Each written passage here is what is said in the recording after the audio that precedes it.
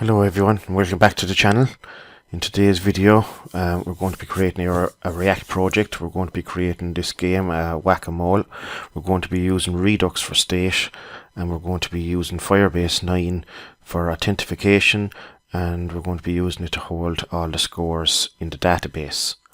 So I'll just give you a quick demonstration of the app then. So log in with Google. Once we log in, it gets the current user and their avatar, and so we press the start button, and then we have to click on the moles, and if you miss, he pops up in the corner. So that's basically it.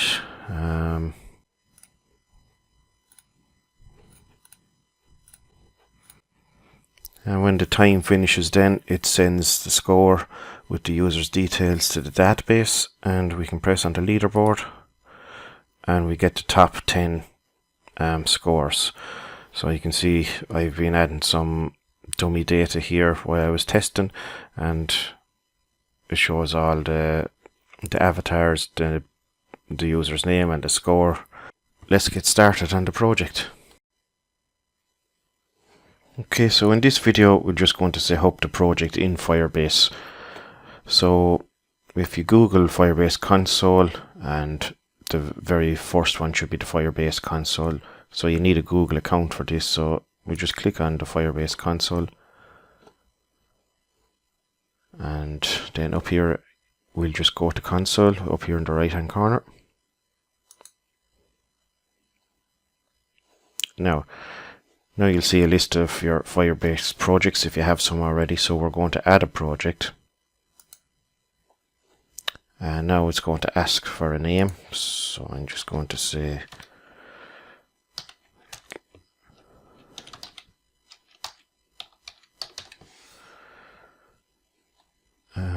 you give the project name and you press continue. We don't need Google Analytics for this, so turn that off. Then we press create project, and then Firebase is going to create the project. This could take a couple of minutes to do.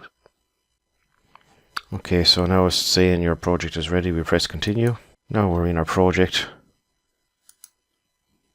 We go to the little gear icon here. We go to project settings.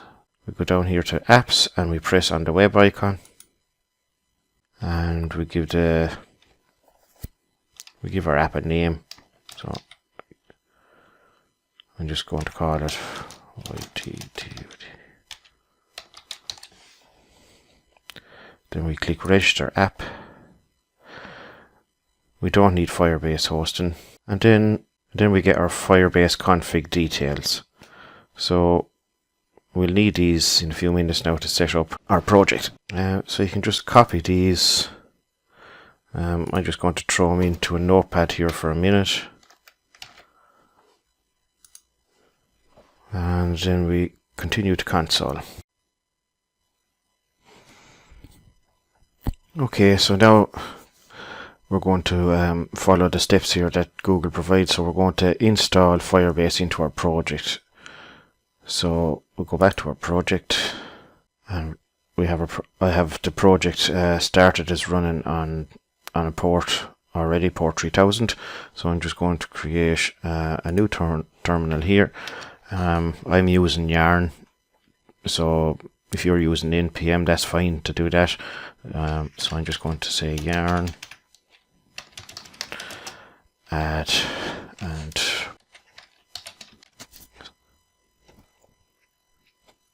okay, so now Firebase is after finishing installing. If we go to our package.json file, now on line 9 here, now you can see we have Firebase version 9 saved in, so we have the newest version saved in. So we'll just close that now. So okay, inside our source folder, we're going to create a file called firebase.js.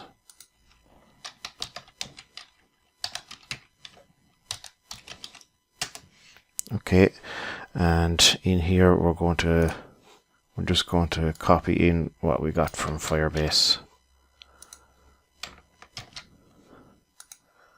We'll save that file now, and we'll come back to this in a bit now. So now I'm just going to tidy up the folder a bit and get rid of stuff that we're not using. So inside the app.js, I'm just going to delete all this and delete that logo. Get rid of the logo SVG. Get rid of the app test. Save all. If we go to localhost 3000. Now we just have a bare canvas to start with.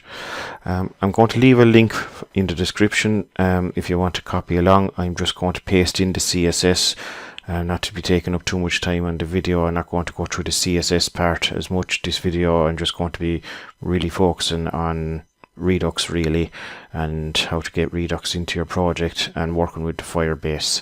So I'm just going to copy in some CSS now, and I'll leave a link in the description where you can get the CSS too. So back inside in our project, our app CSS, I'm just going to copy this here.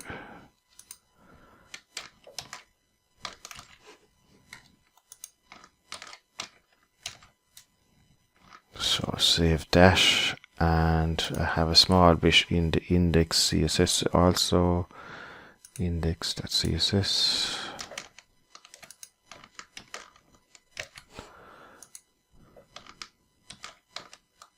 That's most of our CSS. I hope we have some inline styling also in some of the components.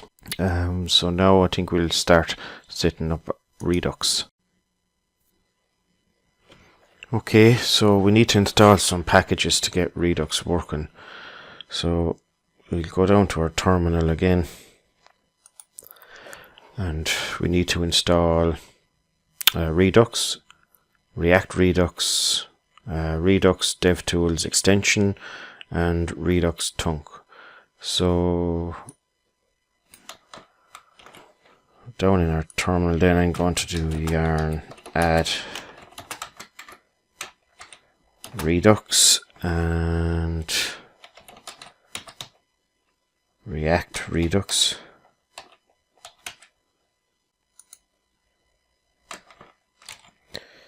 React or Redux DevTools extension. That's handy when you want to debug. We can see everything that Redux is doing in an extension in Chrome, and we need Redux Tunk.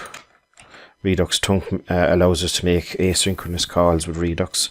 So I'll just check away everything here. Yarn add Redux, React Redux. Yep, so we'll install them 4 packages now. Okay, so there, after finishing installing, we just check our package JSON. React Redux. Yep, we have them all there. Now, so inside in our source folder, we're going to create a store.js file.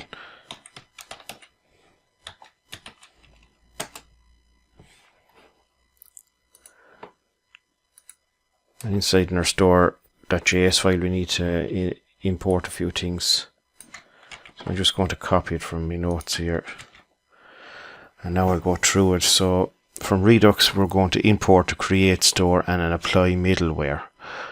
And then we're importing the Redux DevTools extension that allows us to see what Redux is doing in a dev tool in the Chrome browser for us. And with Tunk, we import Tunk from Redux Tunk to allow us to make asynchronous calls, and import root reducers from reducers. We're going to be creating that file in a second. That's where our reducers are going to be stored. And we're just going to set up an initial state, and it's going to be empty for the start. And then we're getting our middleware, which is going to be equal to Tunk. And then we create our store. So we say const store equals create store, and we put in our root reducers. And this is where our reducers will be coming from. And we have our initial state. And then for our comp with DevTools to work, we use comp with DevTools and we apply the middleware, and then we just destructure the middleware, and that's tunk here. So we're destructuring that, and then we export default store. So that's how we're setting up our store. So we'll set up our reducers now. Okay, so back inside in our source folder again, we're going to create a new folder, and we're going to call this reducers. And inside this file we're going to create a gameplay.js. This is going to be our gameplay state. So game.js.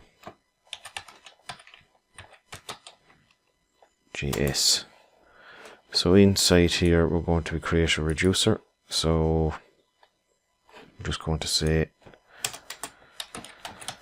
const and we call it gameplay, and it takes in state, which is going to be equal to initial state, and then it takes in an action, because with reducer we dispatch actions, and the action will have a type in there and a payload, and you'll see that'll be clearer in a bit when we get creating these. So that's going to be a function, and we're just going to set up our initial state first.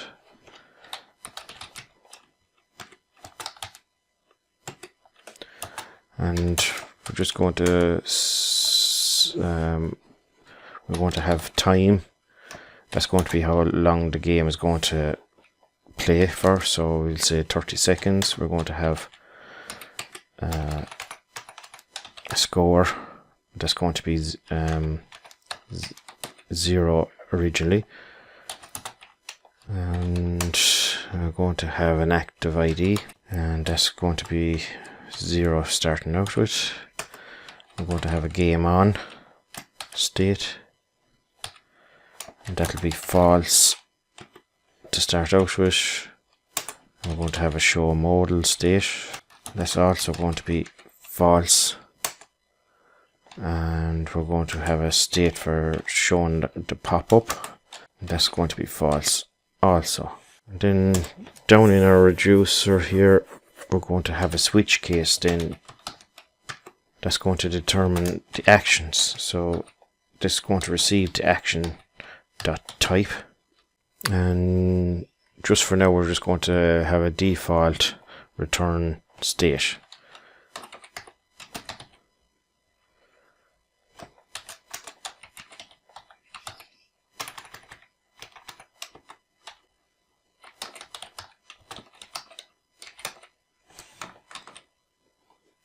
And down at the end then we're going to export this reducer, so we'll say export default gameplay. So the next thing we have to do inside in our reducers folder again, we're going to create a new file. We're just going to call this index .js, and we're going to import combined reducers from Redux.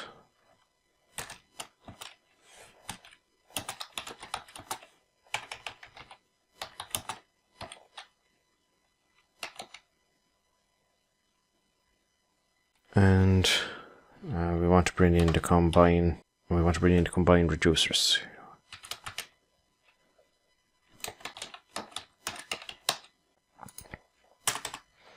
So then we're going to import that reducer we just created.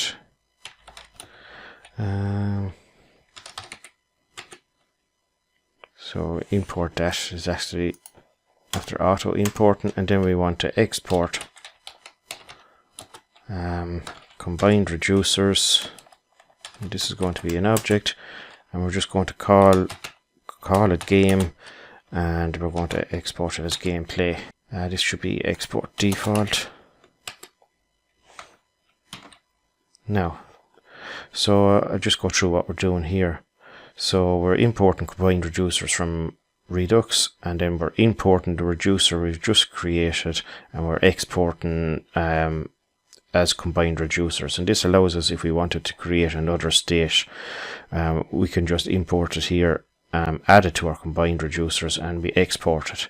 So then back in our store, you see that we're importing root reducers from reducers. And why it's picking it up? Because it'll go straight to the index.js file and export from there, and then it's creating our store. So we'll save all that then. Okay, so back in our app we have an error. I forgot to bring in the images folder, so I'm just going to bring them into my source folder now. Images.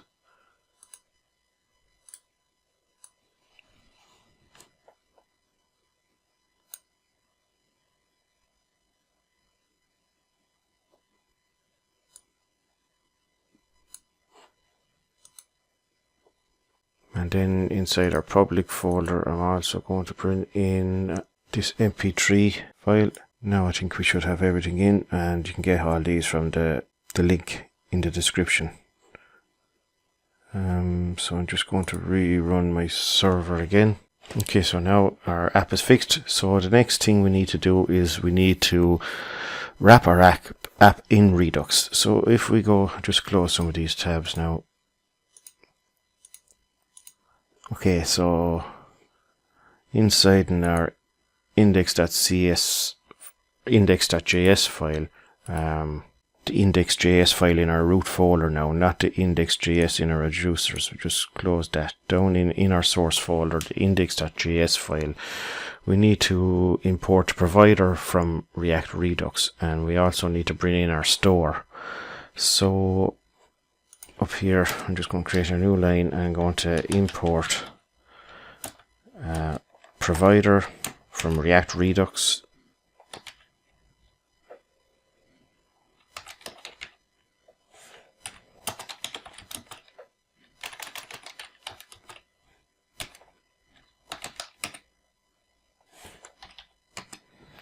And then we're going to import the store file.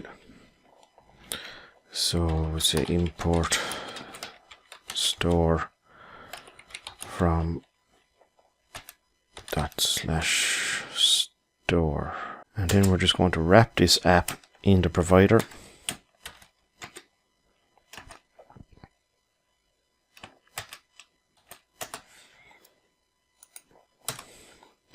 I'm just going to move our app now inside the provider. And inside the provider, we're going to supply the store. So we're going to say the store is equal to the store. Now we'll save that. Okay, so we have an error. It says line 13, gameplay reducers. So go to gameplay reducers. Line 13, false. I don't know how that got there. We delete that.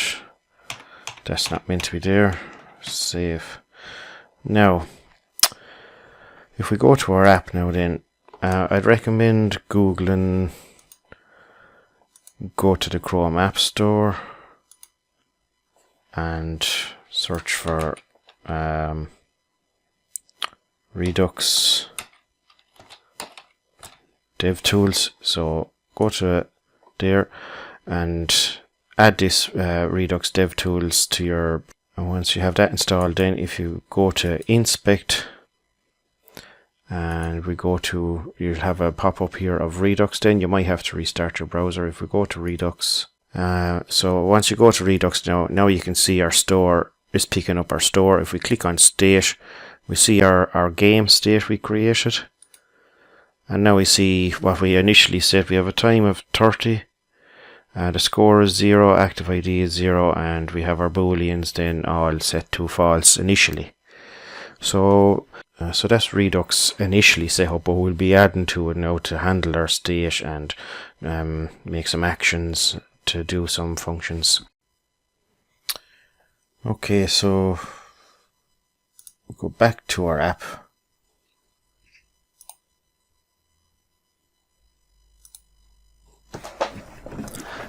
And we're going to create a folder inside in our source folder again. So inside in our source folder, we create a folder, components. Now inside our components file, we're going to create a layout. This is going to wrap a layout around our components for us.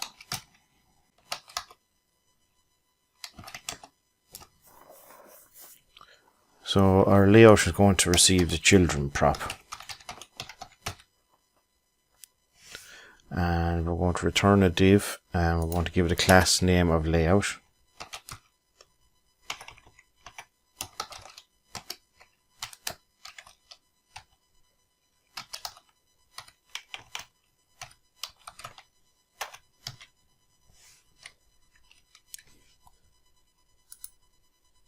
And this div then is going to wrap all the children.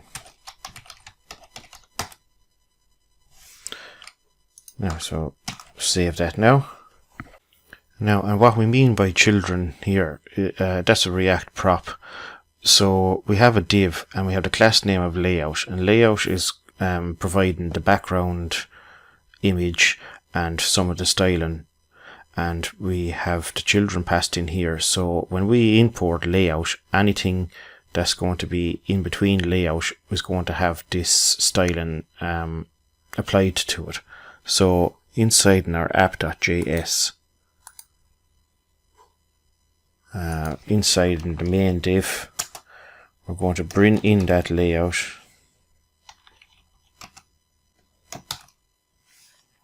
It's after auto importing. Now, so if we save this now, and we go back to our browser, now you see we're getting the image and all the styling. So everything now, inside here, if we go back here, anything that will be placed in here, say, it will have that styling applied to it. So everything in here will be the children.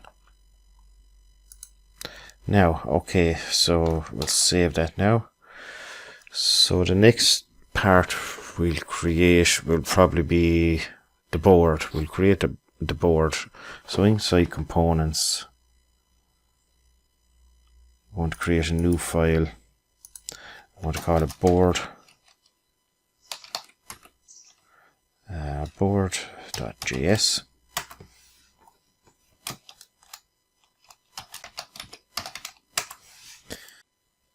Okay, so we just create our function board, and I'm just going to paste in some styles also. And like I said earlier, you'll be able to get these from the GitHub repository. So save that now. So on our main div here, we're going to give this a style, and the style is going to be equal to styles.main. Okay, so the first thing we're going to have is going to have the image of the user. We don't have that yet. We'll just put in a placeholder for a minute. We'll just set the styles to it.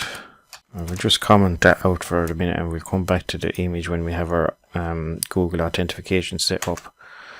So the next, we're going to display a H1, and this is going to display the time. We just hard code it for a second. We'll come back and we'll bring in a Redux in a second. So we're going to have another H1 with the score. Just hard code these values first, just for the time being. And then we're going to have a button. And the button is going to be the start button. I'm just going to copy this down twice more. We have a start button, and then we have a login button. Or sorry, a sign out button.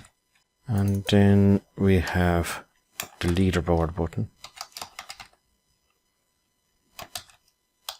Okay, so below the leaderboard button, we're going to have the board container, and that's going to hold all the images where you click on them all. So we'll have created a div, and we're going to give this a class name, board container. And then at the top, then we need to import the app.cs file for that styling. Okay, and below the board container, then we're going to have another image for the pop-up mole.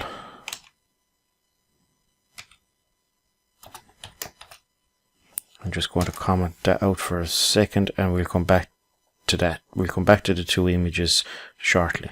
Okay, so we'll import the board into our app.js. So in the layout,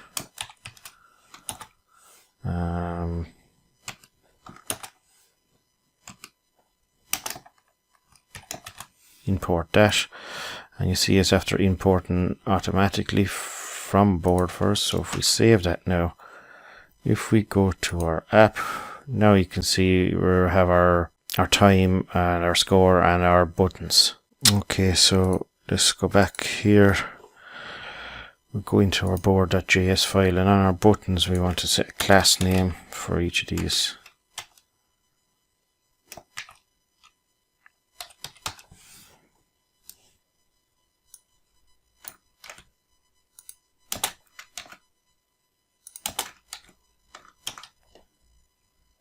Okay, and now our buttons are there. Okay, so the next thing we're going to bring in, we're going to start implementing the state. We're going to bring in state to populate the time and the score so far anyway. So at the top here, we're going to import from React Redux. We're going to import useSelector.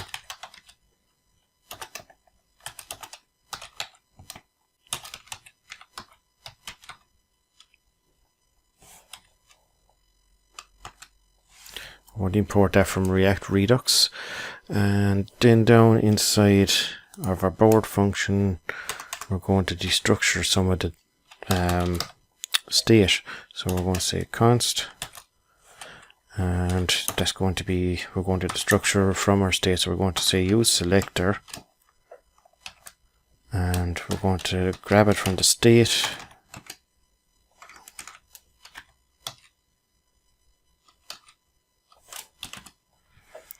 And we're going to grab it from the state.game. State.game, because inside in our reducers folder, I'll just show you, inside in our index.js, you see we called the state game. Okay, so we'll close that now, and from here we're going to this structure, we're going to take the time and the score for the time being. Okay, so the time and the score. So if we scroll down, to our H1s, we're going to use the time and the score. Time and the score.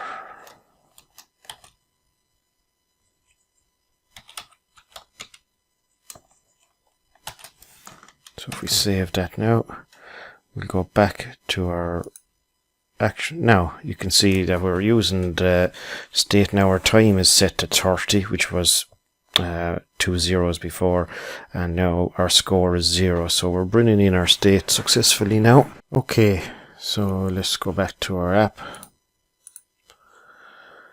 and inside the board container there's going to be where we select and press on the moles, so there's going to be 12 of them.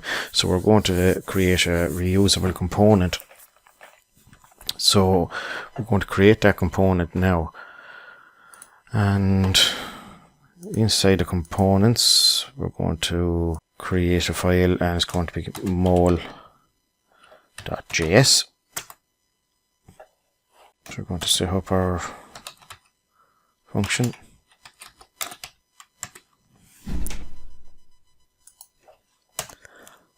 And we're going to import our app.css. Okay, so we'll be passing in an ID. So we're going to destructure the ID from the props that's handed into the mole. And down here then in our div. So inside this div, we're going to give it a class name. And just for now, we're going to set it to active, but we'll be running a function shortly that'll be setting the active state on it. But for now, it's going to have a class name of box, and we're going to give it a class name of active.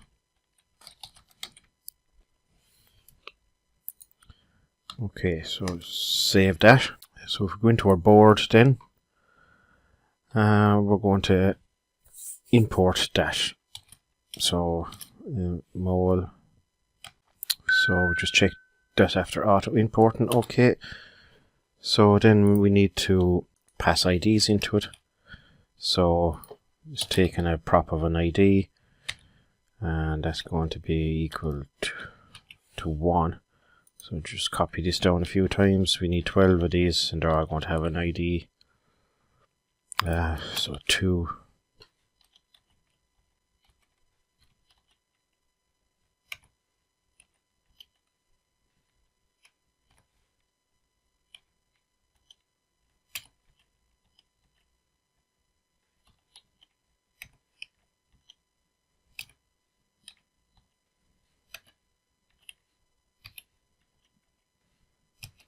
Okay, so we have 12 of them. We save that now. Now if we go back to our app, now you are showing up because they all have an active state. So next we're going to create some functions that's going to show them and hide them. Okay, so we're going to go back into our code, and we're going to go to the mole.js, and our class name, we want to be able to set the class from active and not to be active to show the mole and not to show the mole. So we're going to bring in our state again. So we're going to import useSelector again. Import useSelector, that should be in curly brackets.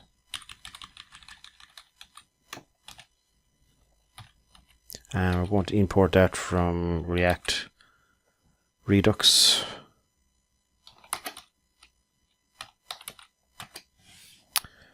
Now down here, we're going to grab our state.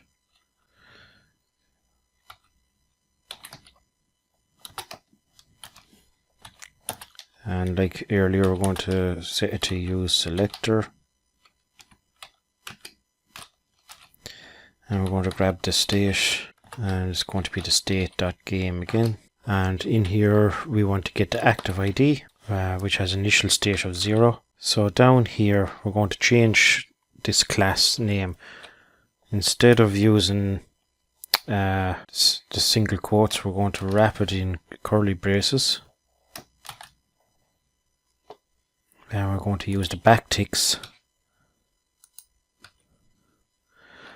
And we're going to say, so we're going to always have the class box on it. So we're going to use curly braces, and we're going to say the active ID. If the active ID is equal to the ID that's passed in, then we're going to show an active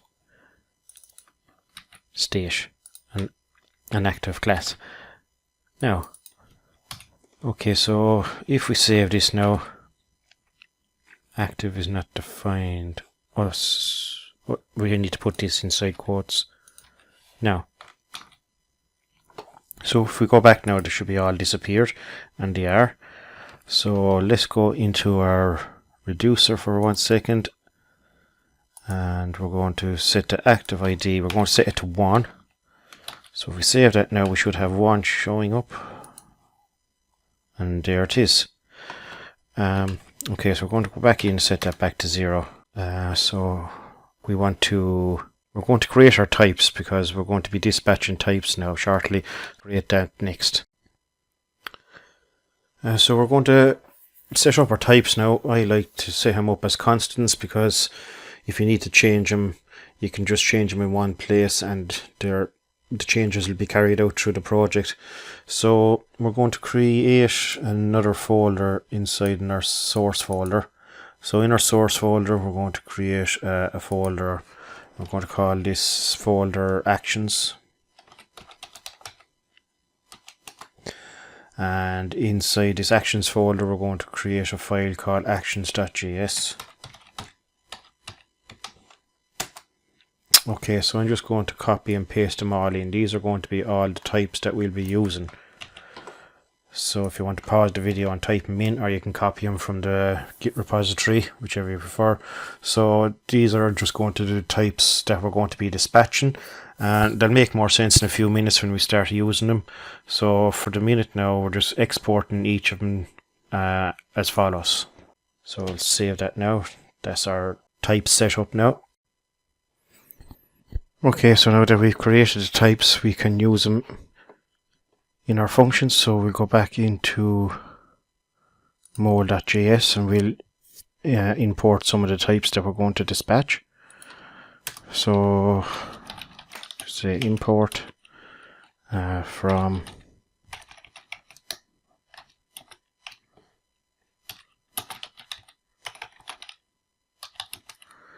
and we'll import them from our actions.types.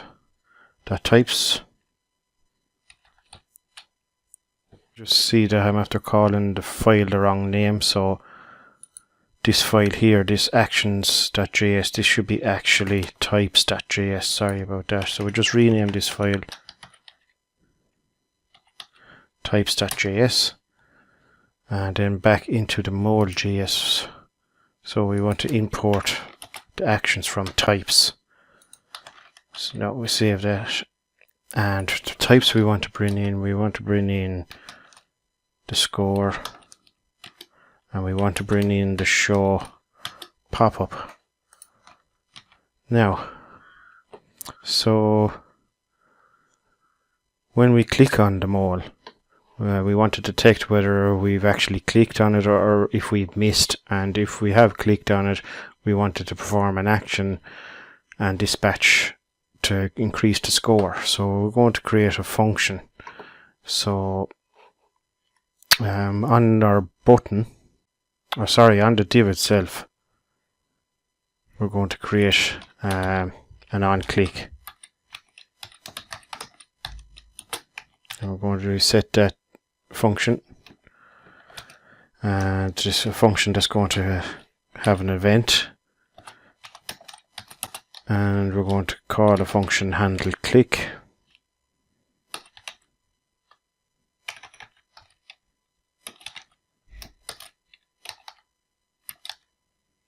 And we're going to pass up the event.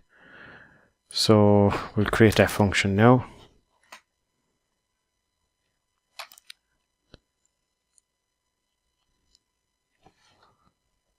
We'll create it below, bringing in the state. So we'll say const on click. It's going to be an arrow function, and it's going to have the event passed up through it. And we're going to be dispatching in here. So from React Redux as well, we want to import use dispatch.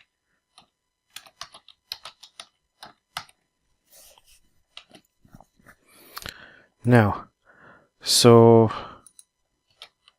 just inside the function then, we're going to say const dispatch equals use dispatch. So const dis, we're going to set a variable of dispatch, and that's going to be equal to the use dispatch. Now, and this should be actually handle click, the function. So const handle click equals that. So inside in our handle click, and we want to bring back some other state first. We're going to bring back if the game is on. So we're bringing back game on, and we're going to bring in the show pop-up. So we're going to be working with them pieces of state as well. So in our function then, we're going to detect, we're going to see if we've actually clicked on the box, and to determine that, we're going to say if the class name has a class name of box and active. So we're just going to say if e.target, and we're going to say if the class name is equal to box active. So if it's equal to that, we're going to dispatch. We're going to dispatch the type score.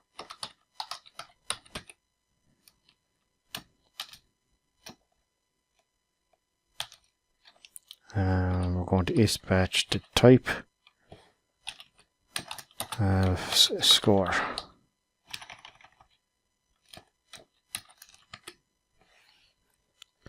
And then after that, then we're going to take away the active class, so the mole disappears. So we're going to say e.target.class name.remove,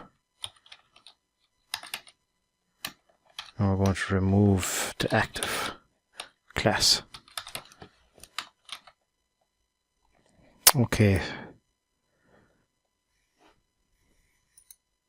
Okay, so now that we're dispatching the type score, we need to set our reducer to listen for that. So we're going to go into our reducer. I'm just going to close some of these files up here.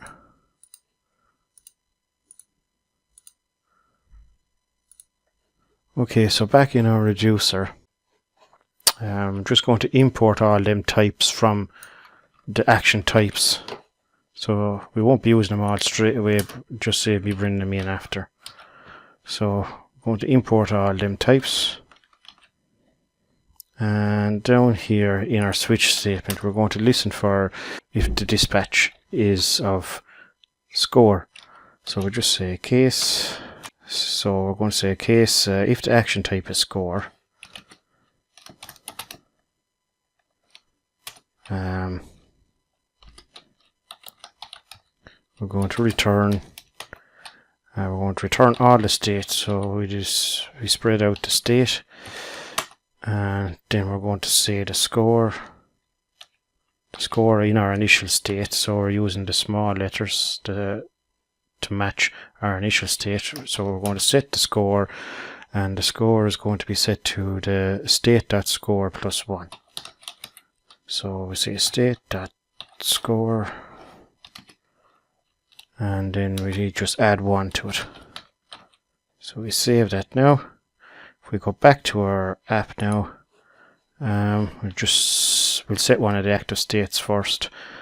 Active ID, so 1 will show up. So we say the active ID is 1.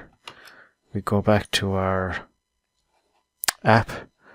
Now if we click on the mole, you see that the score is after changing. And we get an error e.target.class name.remove is not a function. Let me see what I've done there.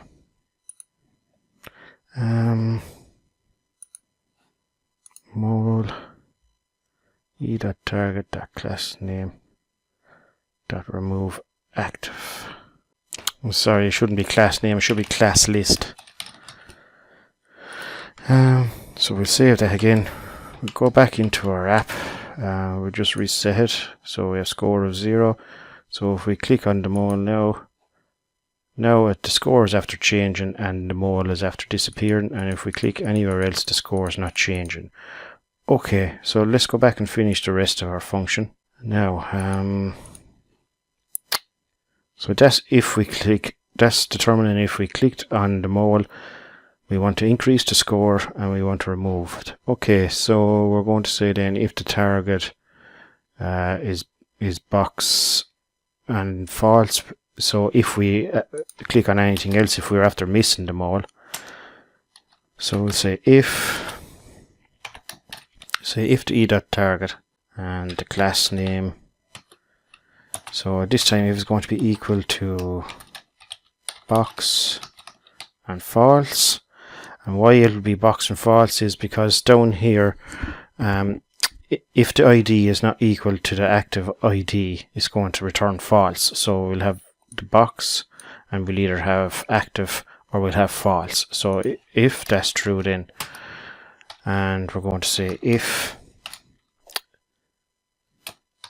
not show pop-up. So the pop-up is the mole popping up from the bottom of the screen when you miss. So by saying with the exclamation mark, we're saying if it's false. So if it's not true, we only want to do this because we don't want the mole popping up and down if he's already on the screen. So we're going to say const audio. That we're going to set it. We're going to use the audio API. We're going to set it to new audio.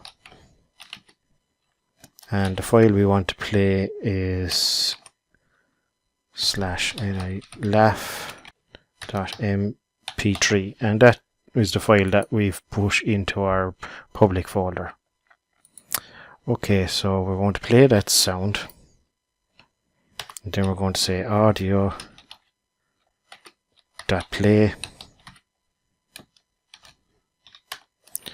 and then we're going to dispatch. The type we're going to dispatch this time is show popup. So we're going to have a case listening for that now in 1 second. We're going to just finish off this first, and once that's done, we're going to set a timeout, and we're going to set the timeout for 0.6 of a second, so we'll say 600. And what we want to do in that time up then is we're going to dispatch show pop-up again. So I'm just going to copy this. Okay, so now we go back into our reducer, and for the show pop-up reducer, what we're going to do here, we're going to say case show pop-up. So case is show pop-up, we want to return, and we're going to destructure or spread out the state. We're going to return all the state,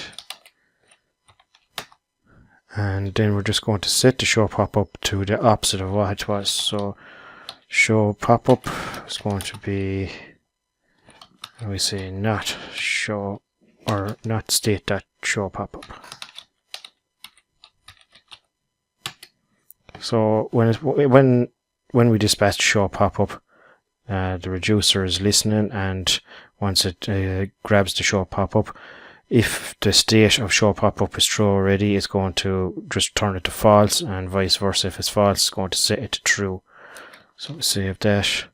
So by dispatching it 6.6 of a second after we show it, it's just turning it off. It's not showing it. Okay, so we'll try that and see if it's working. Oh, and just before we try it out, just after realizing I forgot to add the type, so we say type, and down here also type. So we save that now. We go back into our project, just refresh this. So if we click on the mole, you see our score is gone up. I'm not sure if you can hear that. Let me just try and turn on computer sounds. You can hear the laugh, and if we press on the mole, we get the score. Okay, so go back and we'll finish off the rest now. Okay, and to get the mole popping up from the bottom, then we need to add that image. So we go back into the board.js, and this image that we were setting here, we're just going to finish off this now. So I'm just going to uncomment this image, and we want to bring in some other pieces of state here. So the other pieces of state we want to bring in is we want to bring in the show pop-up. So, and down on our image then,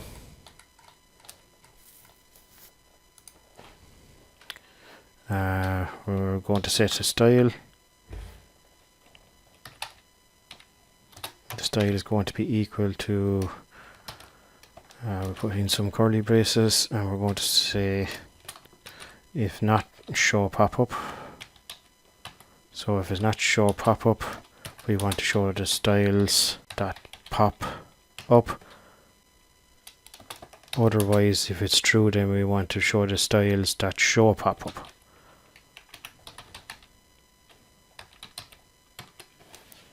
Okay, and we want to set the source, so we're going to import that source now.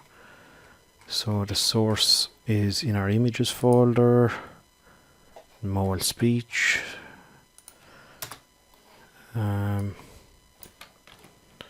So we're going to import that, import mole speech from mole's speech. And down here then we're going to set the source to that src equals mole speech. Okay, that should be good enough to show it for us. So we'd save that. Style is not defined, line 31. So this should be styles. Okay. Now, so let's go back to our application, and did you say we press the miss button?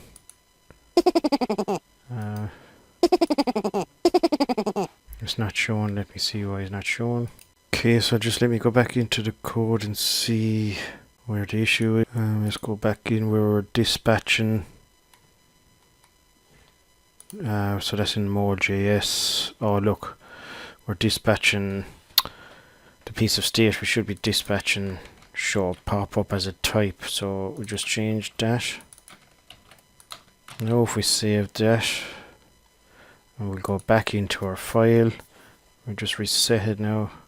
So if we click on a miss, now you see him pop up in the corner there, and if we click we get the score, but we don't want him popping up every time the game is not on, so we're going to use another piece of state to determine when the game is on. So in our Mole.js file, so we're going to say if the target, that class name is equal to box false, and we're going to say and game on. So game on, if the game on is true, and we're bringing in that piece of state there. So we'll save that now, and now he shouldn't pop up if we click. So we'll reset that. He's there, but the game is off, so now we're clicking everywhere and he's not popping up, so that's good. We can reset this now back to 0 because we don't want him shown when the game is not on. So let's go back to our code, and inside our reducer we're just going to set the active ID back to 0. Now we should be back to normal. Just reset that, refresh it. Now we're back to the start. So now the function is set up for to show and hide them. We just need another function now. We're going to create an action that's going to be dispatched, and that's going to generate a random ID and show the role randomly. So section will start on that in the next. Okay, so now we're going to create our actions. So in our source folder, in our actions folder, we're going to create a new file in here called actions.js.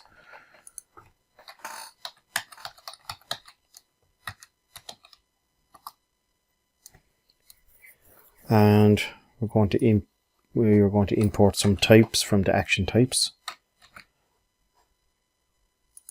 So we're going to import the decrement and active ID from our types, and we want to access some of the state in here as well.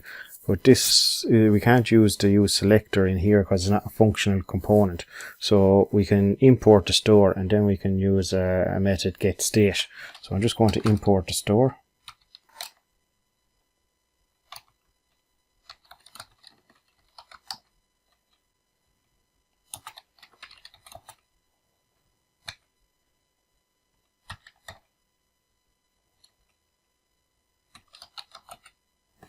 So we import that, and we'll be setting a time interval in here as well. So we'll be using the set interval. So I'm just going to have a placeholder for that. So I'm just going to call that time interval. So now we're going to, we need to create a random number, so I'm just going to set up a quick function to get a random number between 1 and 12. So I'm going to get a random as well as an ID really. So we're going to call the random ID, and we'll be passing in the current ID that's in state already, because we don't want to generate the same random ID twice.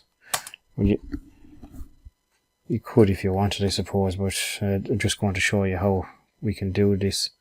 So we're just going to say const, and then a random num is going to be equal to mat. That has to be capital M, sorry. mat.floor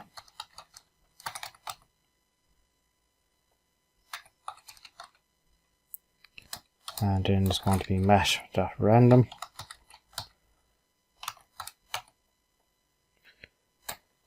And I want to multiply that by 12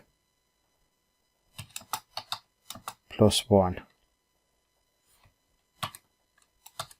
So this is just ordinary JavaScript. We're getting a random number. The mat.random will turn a random number from 0 to 0.9, and the mat.floor will make it into an integer, and then we're multiplying it by 12 because we want 12 numbers, and we're adding 1 to it because it starts at 0. So that'll generate a number between 1 and 12. So we want to check if the random number was equal to the state ID that was passed in already. So we're going to say if the random num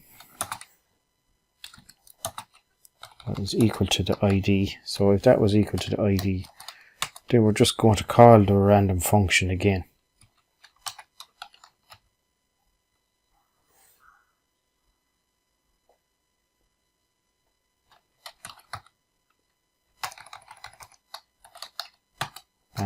With the ID again, and then once it has determined that the ID is not the same, we're just going to return that number. So we're just going to return random number.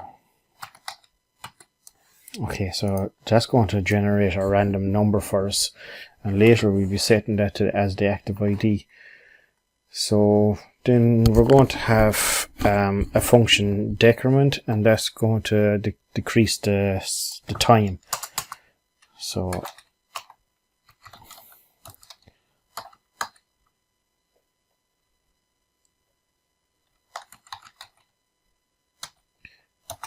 this is going to have some state.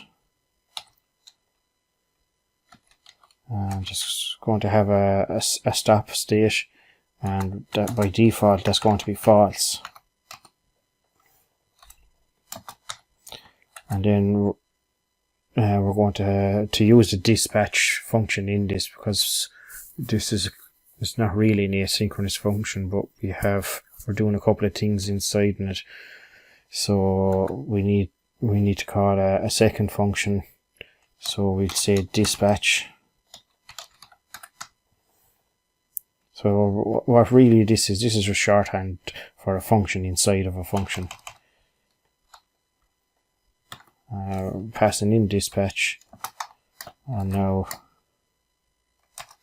we're into our function, our main function. So what we're doing is just passing down dispatch.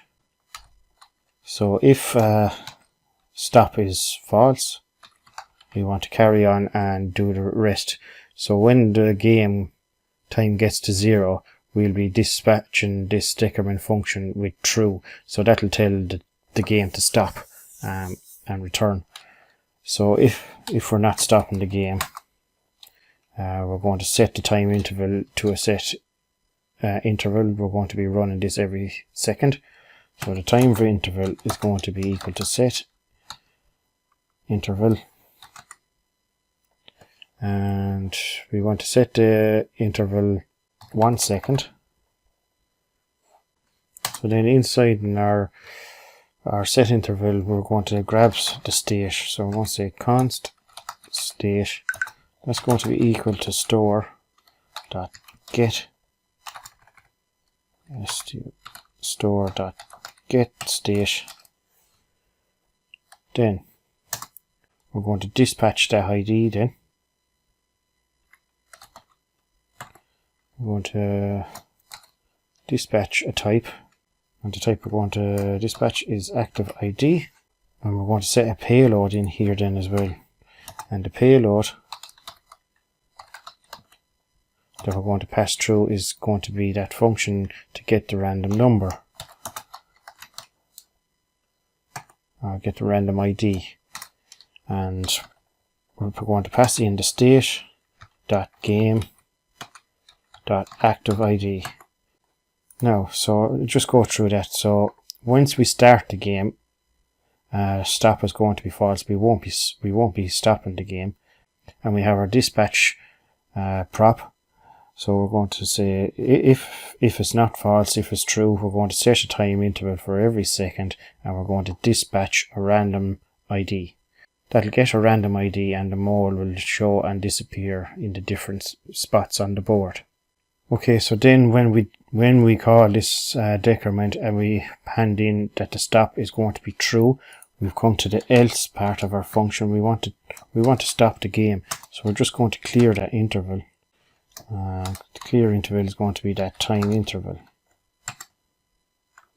Okay, and we're going to have an action then to make the game go faster.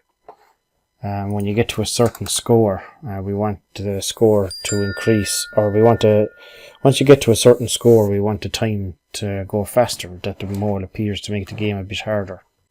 So we're going to say const increase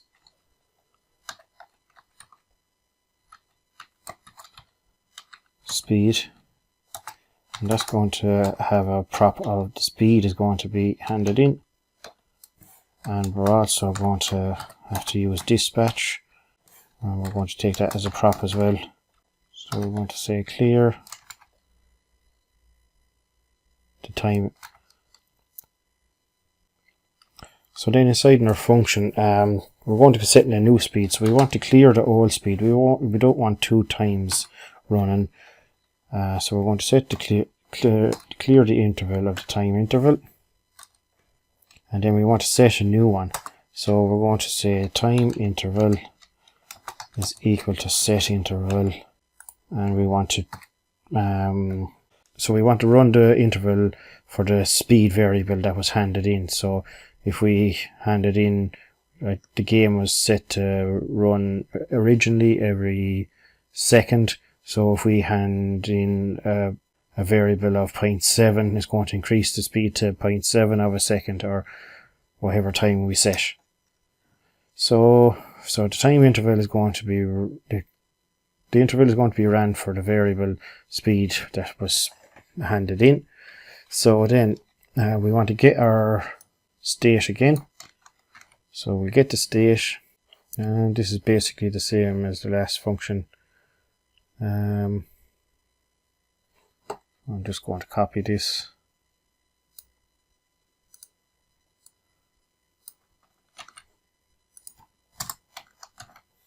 And we're going to dispatch the active ID again, and we're going to be dispatching the random number. So basically we're just dispatching a random number quicker than what we would have been dispatching it when the clock started originally.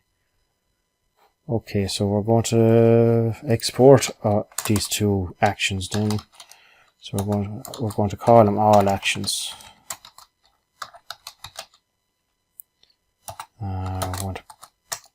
So it's going to be decrement and increase speed, and then we're going to export default all actions.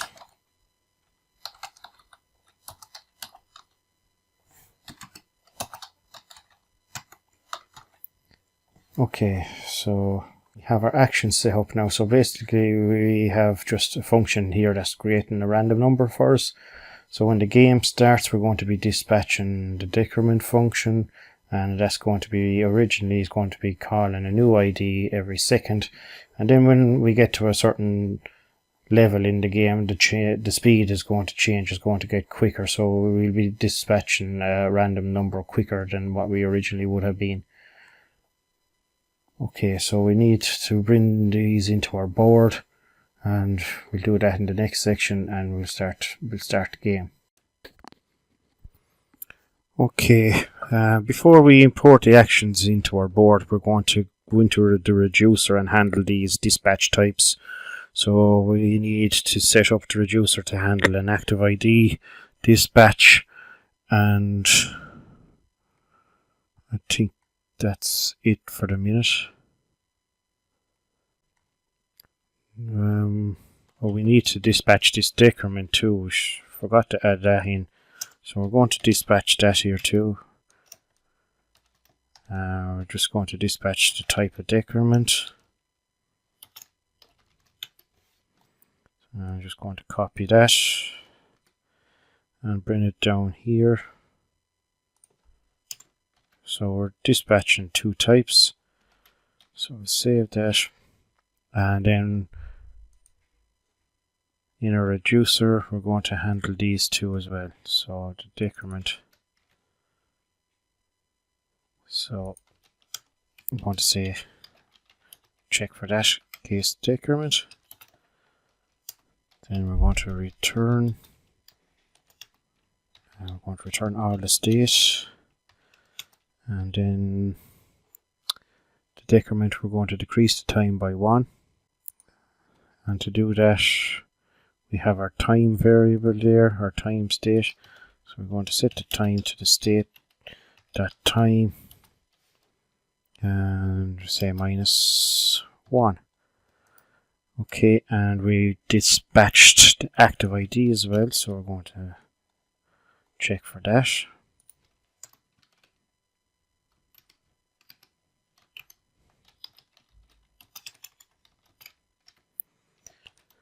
So just going to return again.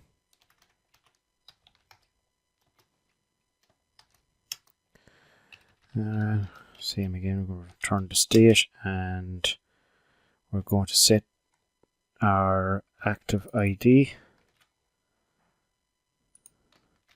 We're going to set the active ID, and we're going to set that to the action.payload.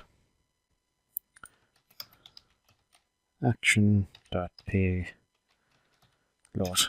So the action.payload was the random generated ID. So that should be handling that for us. So we go back to our board then, and we're going to bring in, we're going to import the action types. So we're going to import, we're going to import all actions from actions. Okay, so we're going to create a function then to start the game. So we're going to say const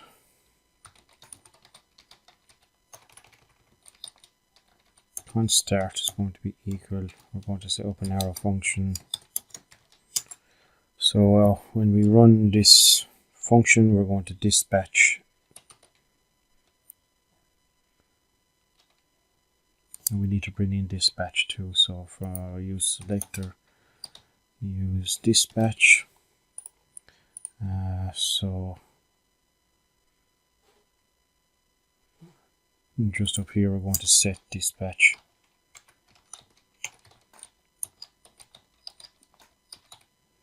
And we're going to set that equal to use dispatch. And so when we press the start button, we're going to dispatch. We're going to dispatch all actions, and then the decrement function, and it's going to be false because we're starting. Wrap this in parentheses. Okay. Well, we don't need the curly braces when we're dispatching like this. Now, okay, so then we want to dispatch the reducer to say that the game is on. So we're going to say dispatch. We're going to dispatch a type of game on. And then we're going to dispatch a type of reset, because we want to reset if someone was playing before the old score. So we're going to say dispatch type of reset. Put this in an object.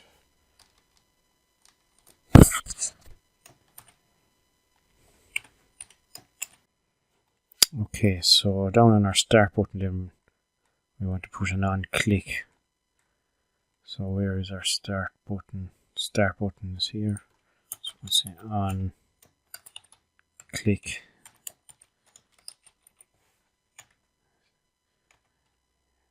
start. Okay, so save that. Game on is not defined, reset is not defined. Oh, we need to bring in them types. So, where we bring in our types? We're not bringing in our types yet, so yeah, we'll set that up down. So we'll bring in our types here. So we're going to bring in the game on, reset, and we bring in show model. We'll be using that later, we're not using it just yet. So we'll save that. Okay, so we want to update our reducers to be able to handle the dispatch type of game on and reset. So we go back to our reducer and we need the game on. So down here we're going to say case the type of game on. Want to return again, return the state, and then we're just going to set it to the opposite of what the boolean it is. So game on is false, we're going to set it to true. So down here we're going to say game on is going to be equal to state.game, not state.game on. And reset, then we're going to check for that.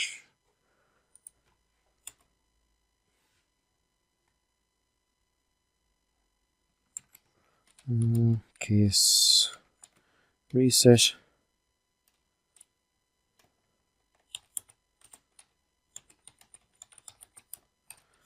And what we want to do for reset is we just want to reset the time and reset the score. So we're going to return the state, and the time is going to be equal to, we'll just set it to 30 for now. You can set it to however you want yourself, and then we're going to set the score back to 0. Okay, save that. That should be handling our types for us now. Okay, so now if we go back into our application, we'll press the start button, and now you see the time is going down and the mole is changing position. If we press on it, we get a score.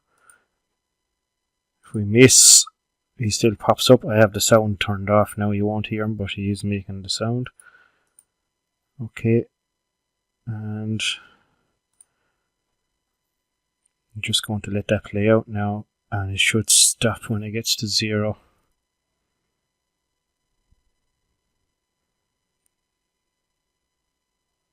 It hasn't stopped. Oh, okay. Just going to reset that now. We actually need to dispatch when it gets to 0, so we'll do that now. So we go back to board.js,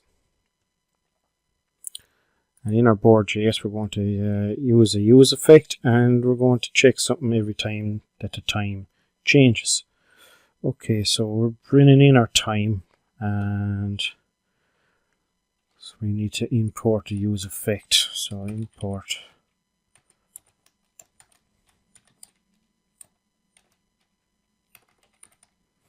I'm going to import that from React. Okay, so just below our function here, we're going to use our use effect.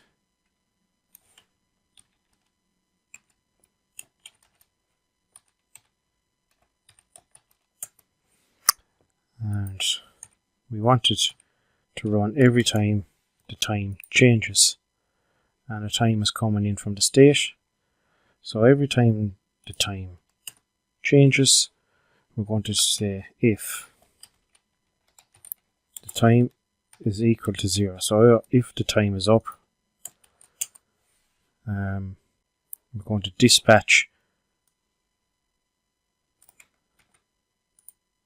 We're going to dispatch all actions. .decrement is going to be true this time. We want the clock to stop. and we're going to dispatch game on to turn the game off. Because once we dispatch game on, it sets it the opposite to what the state is holding. Okay, we'll save that now. And we'll just try that out now. That's 30 seconds. I'm just going to shorten the time. I'm going to go back into the reducer and just set it to 5 seconds. So 30 here, then just going to set this to 5 seconds. Go back to our app, refresh. Now we have 5 seconds. So if we start, we had the reset set to 30 as well. Just going to set that. So in our reset, let's just set that to 5. Okay, so we'll press start. Now when it gets to 0, it should stop.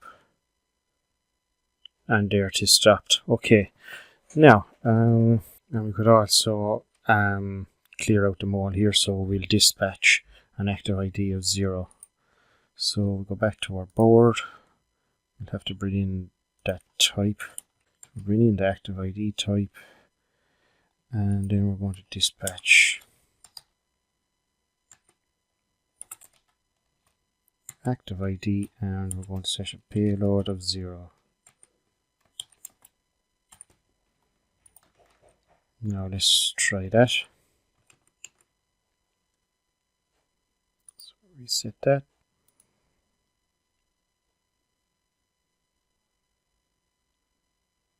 And there he disappears.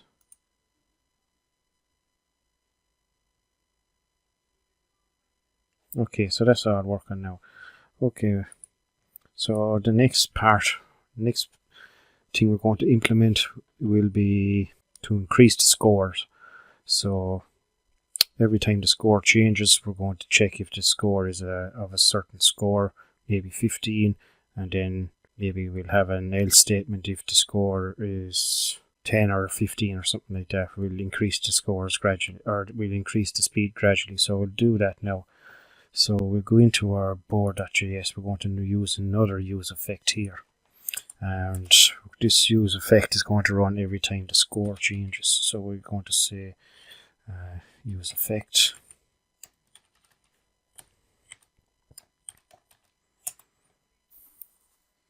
And we're just going to check if the score is greater or equal to 15.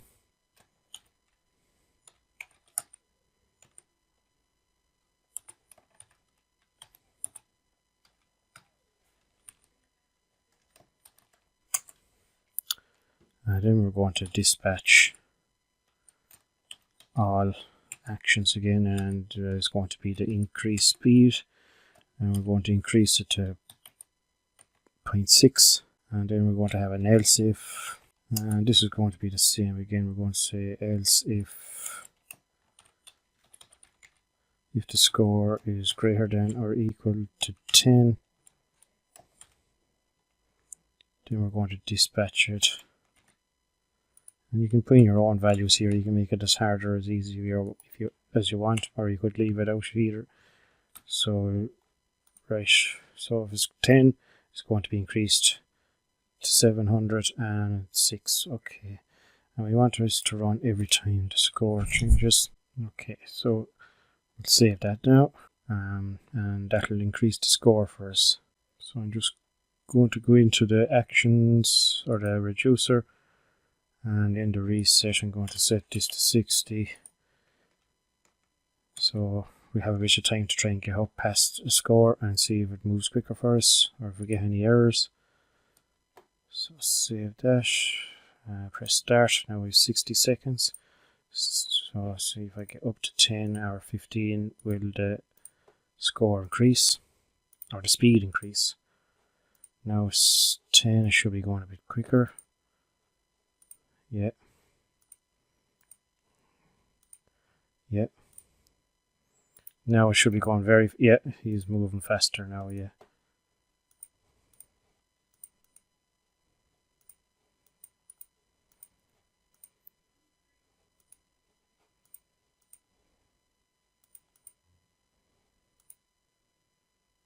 Okay, so we just go into our dev tools and see what our states are at the minute. So you can see it's decrementing there every time. Stop now, the score is over. Score is 21. All the states have changed back to false. That's good. So the game is over. Okay. So I think the next thing we'll do is we'll start working with Firebase and we'll start implementing Firebase. Okay, to get started with Firebase, we need to go back to our Firebase project and turn on a couple of things for the authentication and the database. So go back into our project in Firebase. We'll click authentication up here. Click get started. Now the sign in methods. Under the sign in methods we're going to click Google. Then we press enable. And then just type in an email for support. Type in your own email there. And when we scroll down here, just make sure that localhost is there because we'll be testing it on that. And later, if you deploy it, you'd have to put in your domain name in here of the website. So we're going to press save on that now.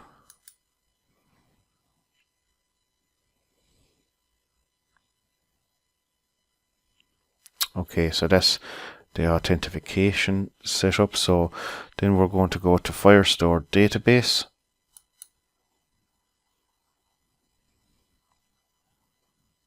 Now we're going to create a database. And we're going to start in test mode. Press next. Select a Firebase location. You can select any of them, whichever is closest to yourself, I presume would be better for you. Press enable. Okay, so now we have our Firebase database set up, or Firestore. So if you want to change the rules, you can go into here and edit your rules, and then you can see their usage and indexes and things like that. Okay, so we're going to go back into our project and we'll start getting Firebase working. So we go into our Firebase.js file that we set up at the start. And we're going to import a couple of things. So we're going to import get Firestore and get auth. These are all new in Firebase 9. I think it makes Firebase a lot easier myself personally. I like the changes. So get fire.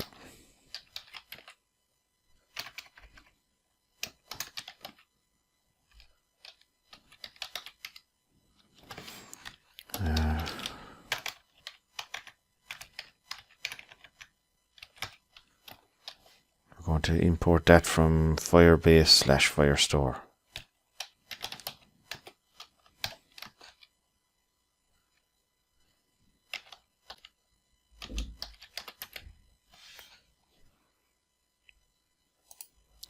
And then we want to bring in get auth from Firebase auth.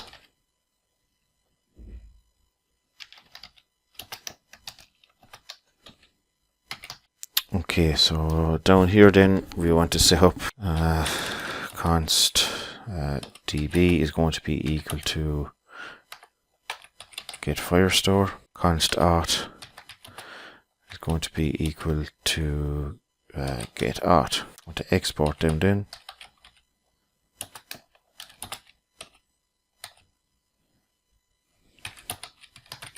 Sorry, that should be curly braces.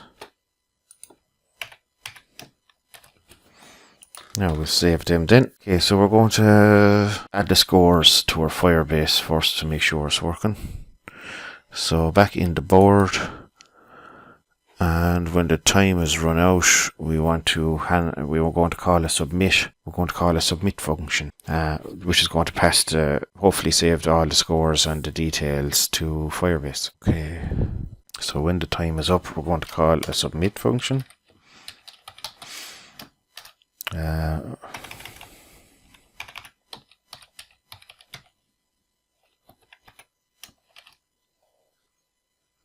submit, and we're going to create that function. Create that up here. So I'm just going to set up an arrow function. And that's going to be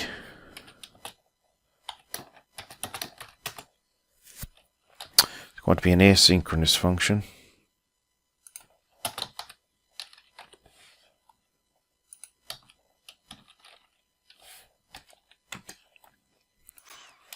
And then we're going to await.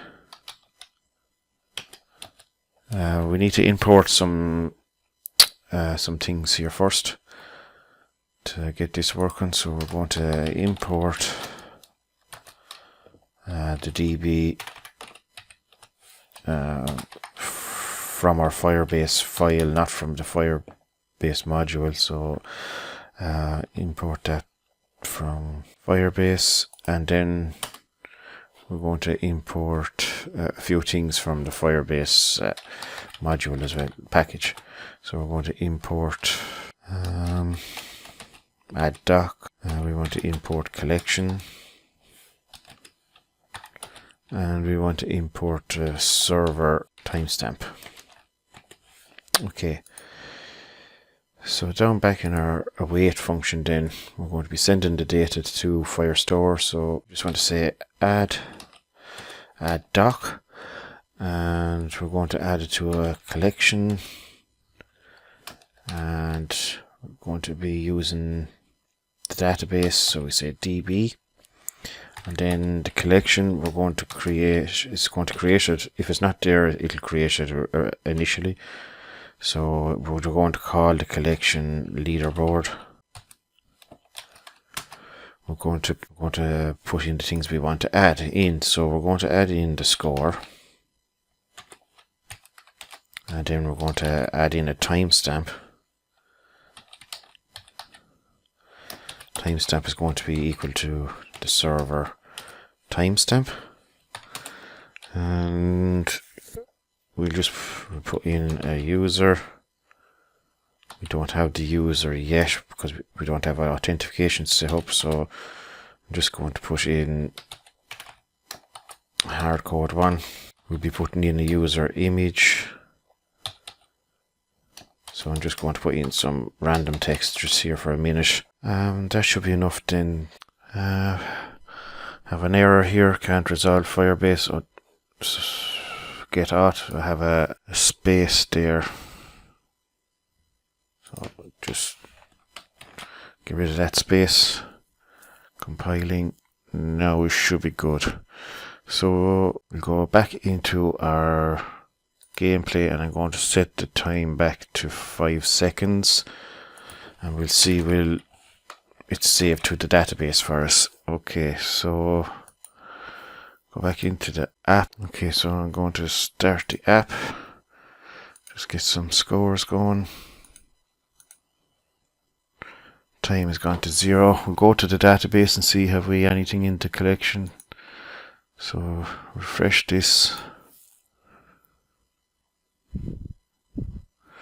Now, yeah, we can see we have a leaderboard, we have a document, we have a score, a timestamp, and the data we added. So we're successfully adding the data to Firestore. So we'll get started on the authentication now.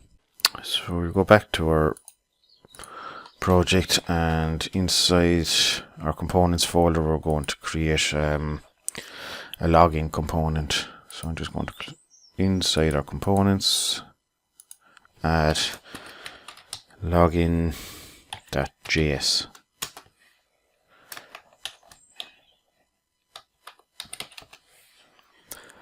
Okay, so we want to import a couple of things. Again, we're going to import our auth we created inside in our Firebase.js file.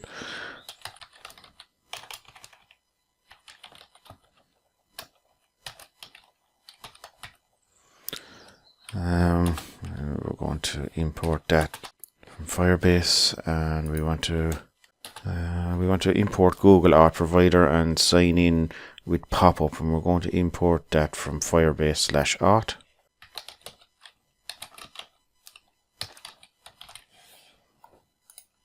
Now we want to import Google our providers, and we want to import sign in pop-up. Okay, so I'm just going to paste in the styling again. Okay, and inside in our div here, so we're going to add that style, and inside in our div we're going to have a button.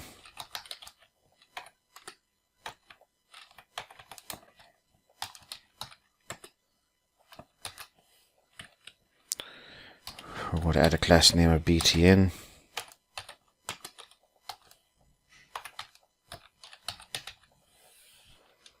And we're going to have an on-click. On-click is going to be equal to on-click. We're going to create that function now. And inside the button we're just going to say login with Google. Now, so we'll create the on-click function.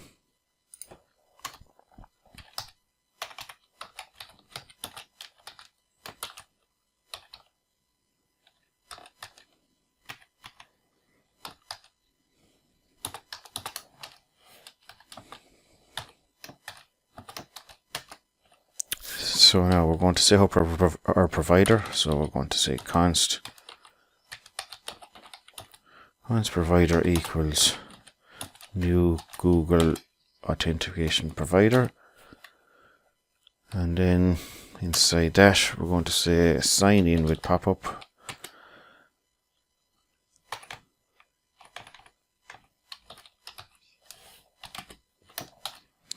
and we're going to provide in the auth, and we're going to pass in the provider, and that will return a promise.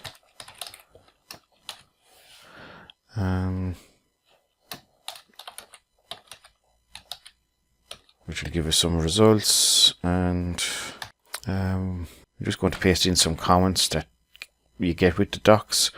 So this gives you Google Access tokens with results. There's just a few. You can look up the docs from Firebase and you can get credential access tokens or user from the result.user. If there's an error logging in, then we can get the catch. And the error, I just paste in the comments that was provided in the documentation as well. What to do and what to check for if there is an error. Okay, so we can console log the error too.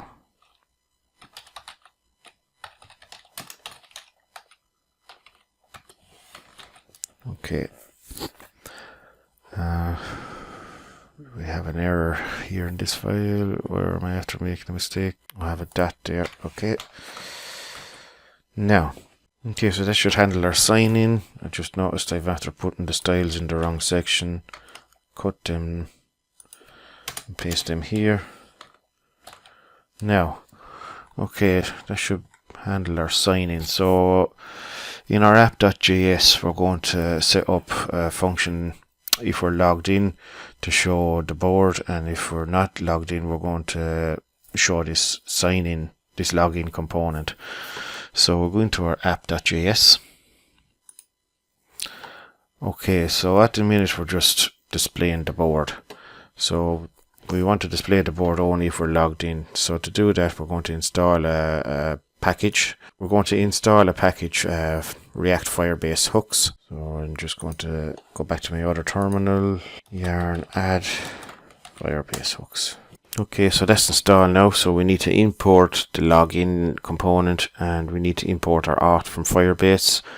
We need to use the auth from Firebase React hooks, and we're going to import the loader. So I'm just going to copy these imports now. So we're going to import these, and the loader is just the loader image, a little loading GIF. So down here in our app, we're going to use the use auth state that we imported from React Firebase hooks. So we're going to say const And what useAuthState does is in Google, anytime the authentication changes, it fires off this trigger. So const user loading and error. That's going to be equal to useAuthState, and we're going to pass in the auth. Okay. So we're going to check for a few things. So we're going to say if it's loading, if loading is returned.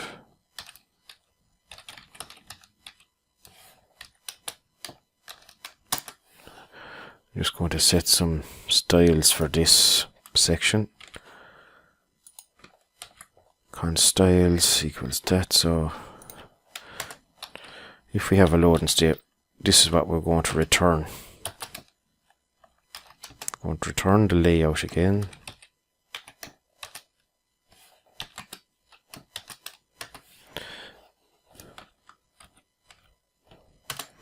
And inside the layout, we're going to have a div. Inside the div, then we're going to display that loading image.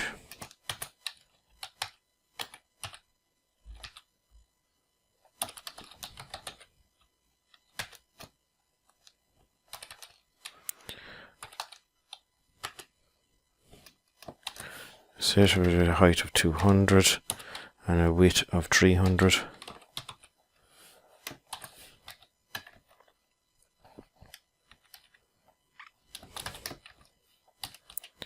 And the source is going to be the loader we just imported.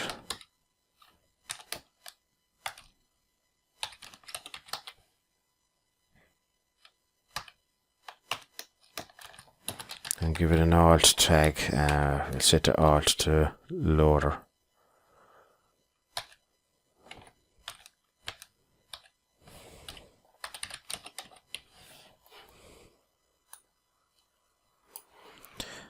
Okay, so that's going to be returned if we have a loading state. So the next thing we want to check for if there was an error. If there was an error.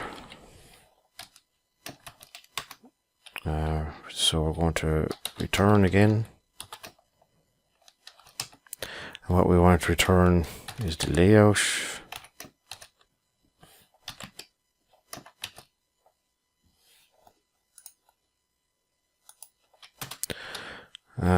I'm just going to return a paragraph. And just going to put error.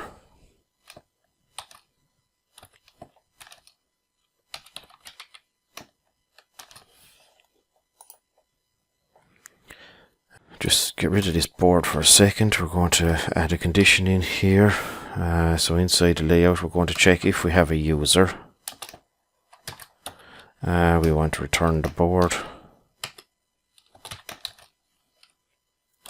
And if we don't have a user, we want to return the login.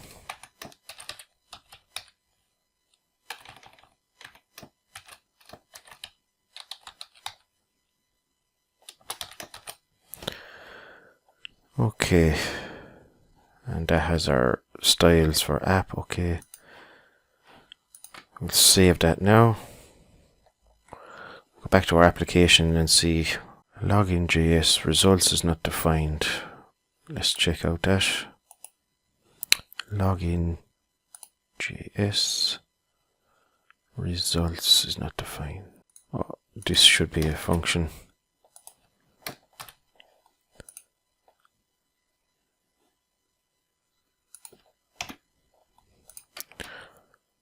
Now, let's try that again. Have we any errors in the console? No. Now you can see we're on the login page. Some of our styling hasn't been applied. Let me just double check that. Go back to the app. So in our login file,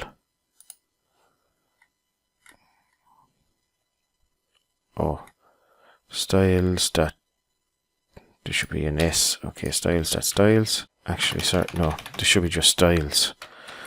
Okay, so now we go, now, see your button is centered. So now if we press login with Google, sign in with our account. And now it brings us to the board, so we're signed in. Okay, so we'll add in some things that we can get from the authentication then. So we're going to add in, we'll go back in here, we'll go to the board. So we have this image here that we previously commented out. We're going to display the user's image here that's been brought back from Google. And we can do that. So I'm just going to uncomment this. So the style is going to be the same styles.image, and we're going to set a source. Source is going to be equal to auth. Did I bring in auth up here? Just let me see. I have db. Okay, so we're going to bring in auth as well. And we'll go back down to the image. It's going to be equal to auth.current.user.photo URL. Now, and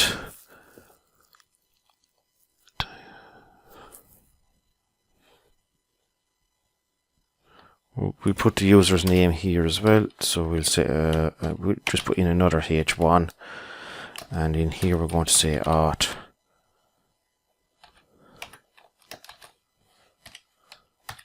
We'll say auth.current.user.display_name. So if we save them two things now, let's go back in and see, is they after working for us? Okay, so now you can see my avatar is there and my name. So now we have authentication. So we're signed in. So we're going to set the sign out button now.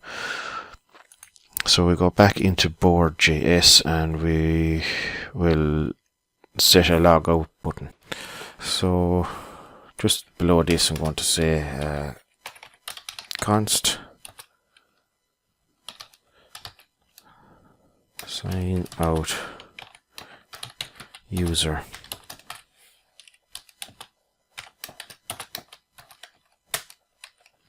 I'm just going to say, this is very easy, it's just a sign out. I think that's after auto important for us. Yeah, that's after important for us. If it imported with the @ sign in front of it, just get rid of the @ sign in front of it. Okay, so that's imported. Go back down to our function where we're using it. So we're just going to say sign out, and then pass in the auth. That also returns a promise.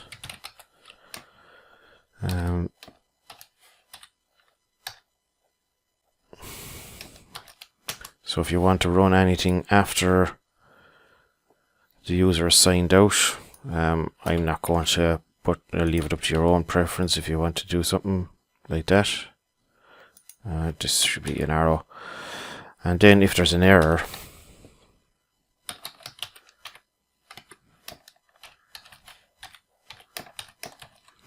I'm just going to console log the error. So the catch is going to catch the error, and we'll say console.log.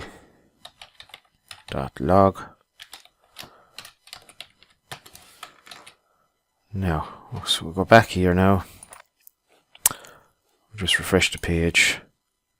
You see the loading popped up there for a second, and now we're signed in. It's because it's after remembering, it stores the state for us. Google remembers that we're signed in, so if we press the sign out button, it's not signing out for us. Oh, we have to add it to the button, sorry. So we go back to our board, we grab our function. Let's find the button that logs us out. Sign out. On click is equal to sign out user. Now let's try that again. We'll refresh the page. And now we press sign out, and it brings us back to the login screen. So we'll log back in. And now we're logged back in. Okay, so next I think we'll create the leaderboard to show the scores. We're nearly finished now. We have a lot of it done now. Okay, so the next thing we're going to do is we're going to create the leaderboard. Okay, just two small things to finish off before we get started on the leaderboard. Here we're returning the loading GIF. We just need to add in the style. Style is going to be equal to styles. Save that. And inside in the board JS, when we're sending the data to the database, we've a couple of hard-coded values here. We're going to update them to send the users information. So inside we're going to, so instead of sending these hard-coded values, we're going to send the auth.current user display name for the user. So the display name and the user image then is going to be auth.current user.photo URL. Now if we save that now, we'll just test to see if that's working. So if we press start here now,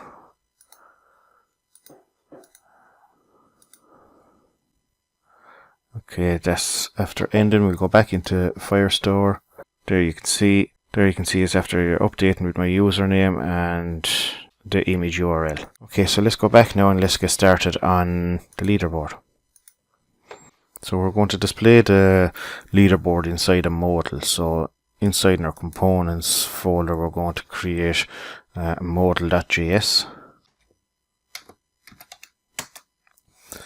I'm going to paste in the styles again.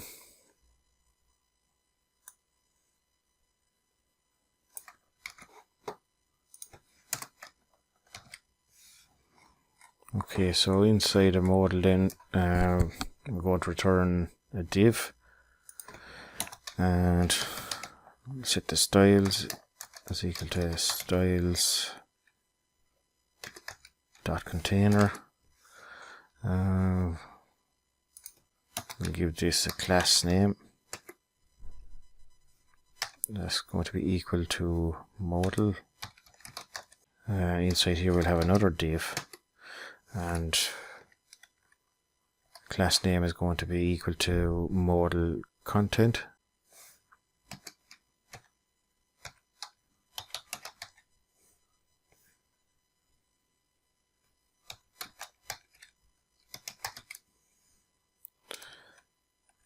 And we'll set some inline styles as well.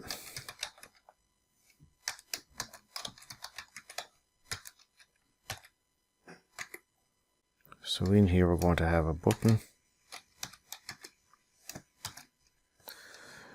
We'll set the styles for the button.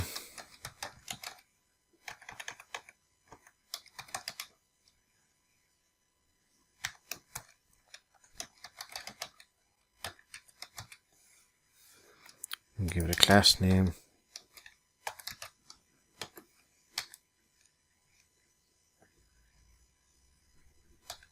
And the text in the button then is going to be close.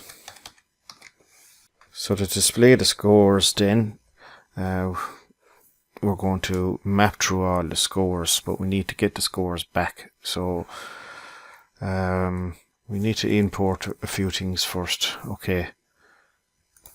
So we'll just bring in our imports first. We're going to need a use selector, and we're going to need a dispatch.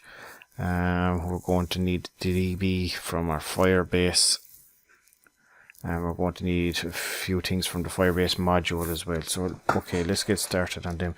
We need to import our app.css first.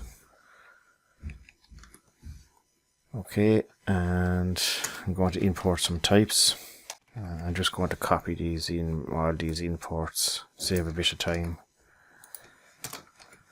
Okay, so we're importing our types. We're importing a use effect from React and our use selector and our use dispatch. We're bringing in the DB from Firebase, and from the Firebase package then we're bringing in the collection, get docs, a query, an order by, because we want to order the list by in a descending order, and we want to only bring back 10, so we're bringing in the limit. And then a modal item, that's going to be a reusable component too, that's going to have each piece of data from the database brought in. So we'll render out a modal item with the data.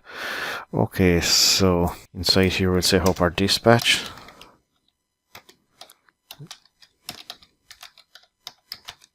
Const dispatch equals use dispatch. And we want to bring in, we want to have access to this, to the DB scores. And actually I don't think we have DB scores. So we'll go back to a reducer. No, we don't. So we're going to add some state DB underscore scores. And we're going to set that to an empty array initially. So save that. We go back into our modal JS. Now we want to get that state, so I say const. We're going to destructure it from Redux. We're going to say use selector, the state,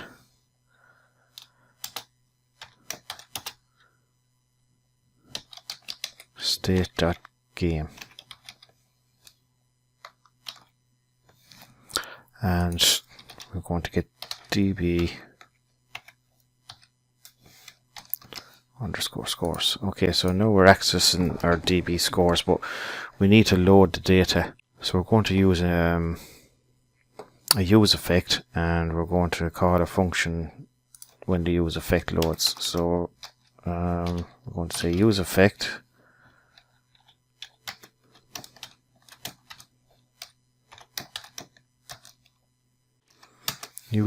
and we want to run this when the component loads, so we put an empty array there, and the function we want to call is get data. We're going to create that now.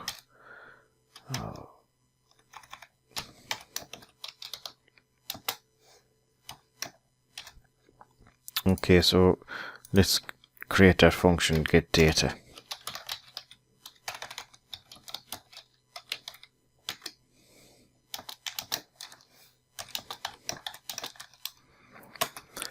Okay, so I'm going to say const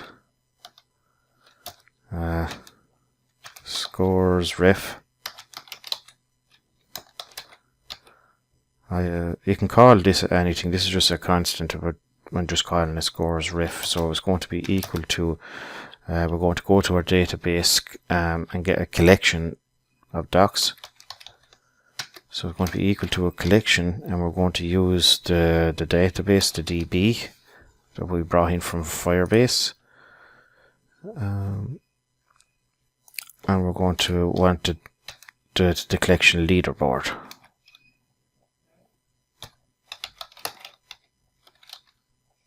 Okay, then we're going to set up a query that's going to order the data brought back, and it's going to limit it to whatever number we want brought back.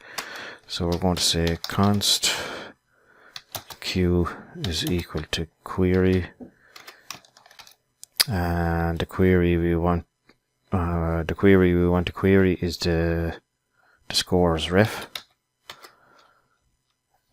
and then we want to order by, and we're going to order by the score.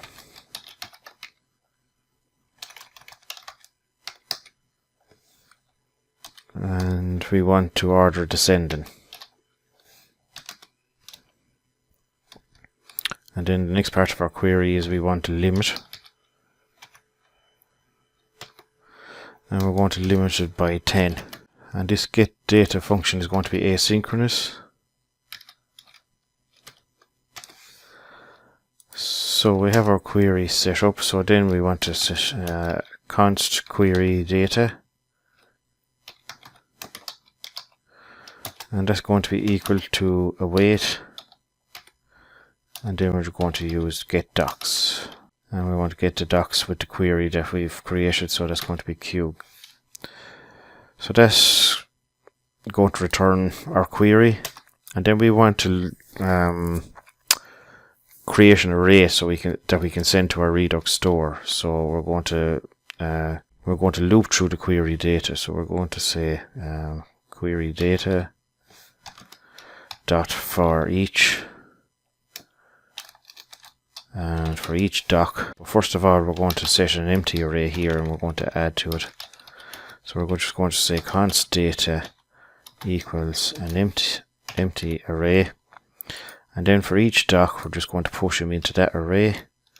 So we're going to say data.push, and it's going, what we want to push is the doc.data. Then once we have our array created, we're going to dispatch. So we're going to say dispatch, and the type is going to be DB scores, and the payload we're going to send in is the data array. Payload data. Okay, so we need to go into our reducer and handle that. When we dispatch a type of DB scores, we want to add it to the store. So DB scores. Scroll down here. Okay, so we're going to say case DB scores. We want to return the state.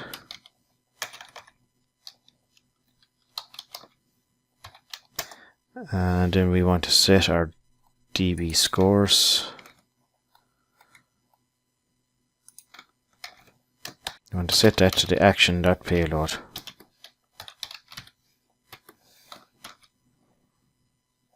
Now that should be updating our store for us. So back into the modal.js, we have the use effect that's calling the get data, and the get data is going to dispatch the scores. Okay, so then we want to display the DB scores. So in order to display the DB scores, we're going to create a modal item component. So inside in our components again, we want to create a file modal item.js.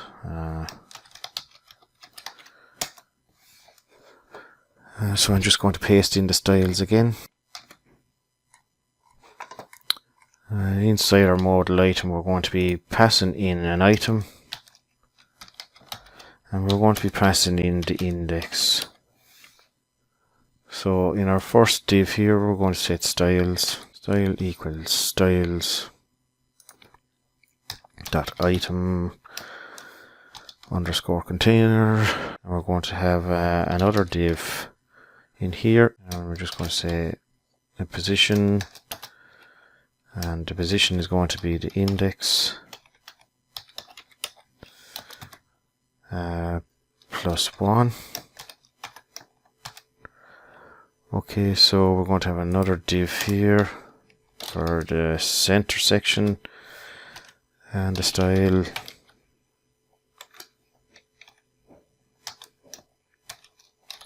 is going to be equal to the styles.center.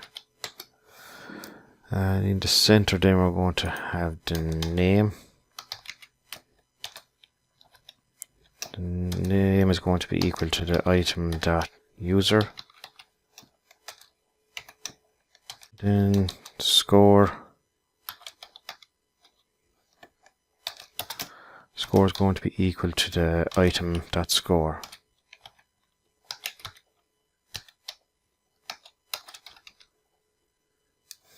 Okay, and then we're going to display the user's image.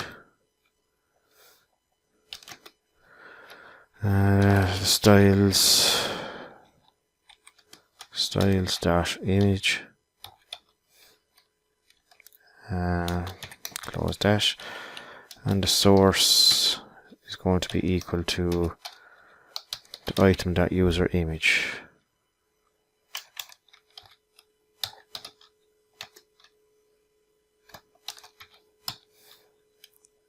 In an alt tag then of user.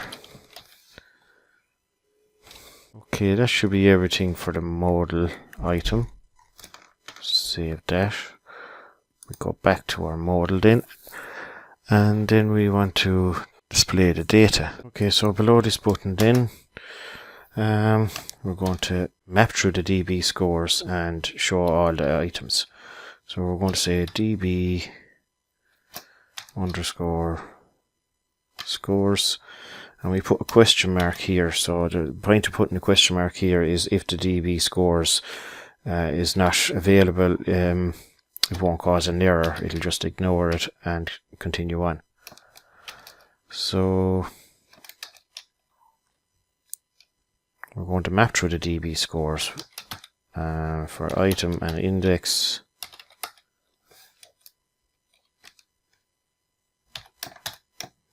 The modal item, and we're going to pass in as props the item and the index.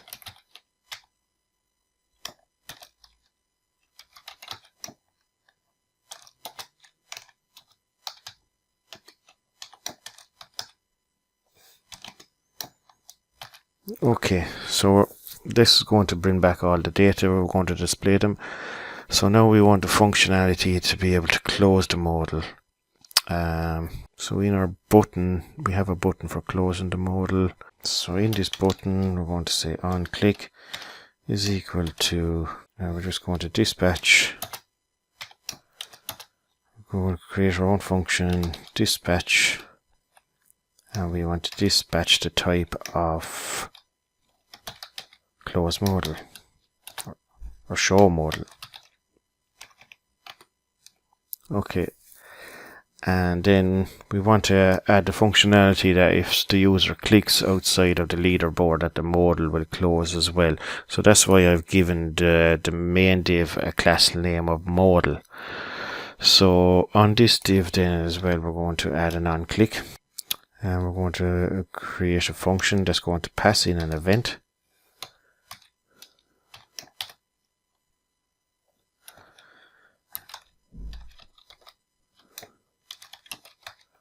Close modal, and we're going to pass in the event. So I'm just going to create that function here now. Okay, so we'll make this an arrow function. So we're going to have a condition here. So we're going to say if the e.target or class name, if the e.target or class name is equal to modal, then we're going to dispatch type of show modal again. So we're here. Okay, so save that. Now we want to go back to our reducer and handle this show modal. So we'll go back into our reducer, show modal.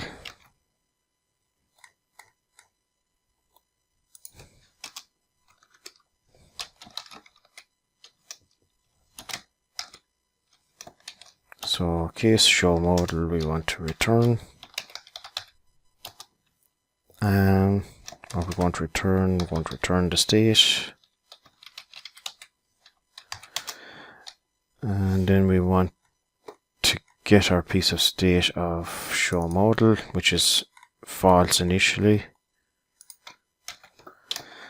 and we want to set it to state dash show modal, but we want to set it to the opposite, so we're going to say not state.show modal. So if we save that now, we need to go back to our board.js and we just check, are we bringing in show modal or not. So we bring in show modal,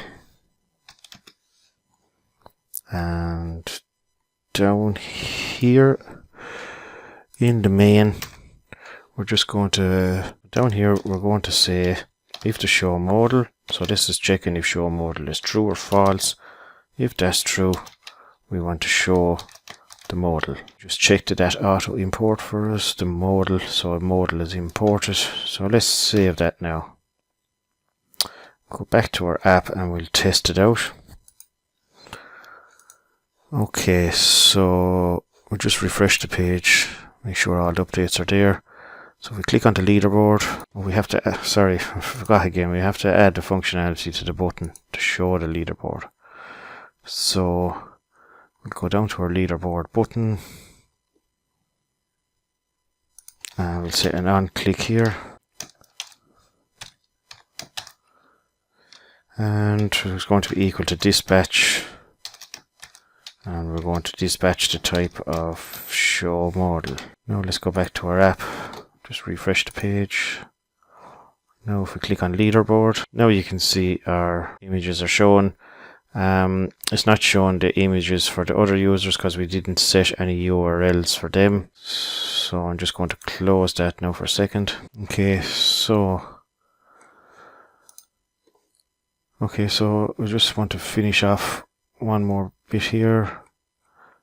So in our model.js for our button, okay, so I've just after noticing I have a typo here for the style on the button. Style should be styles.button. Save that. Let's go back to our app.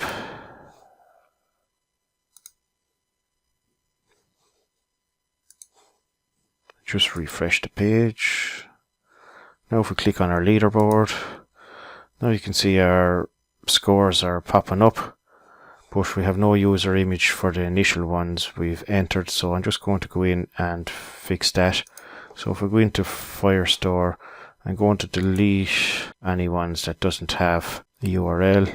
Actually, we'll just start from scratch. We're going to delete this. Okay, we're going to go back to our app. I'm just going to quickly do a couple. Okay, start again. Click on the leaderboard. We should see 2. And we do. So we're position 1, position 2.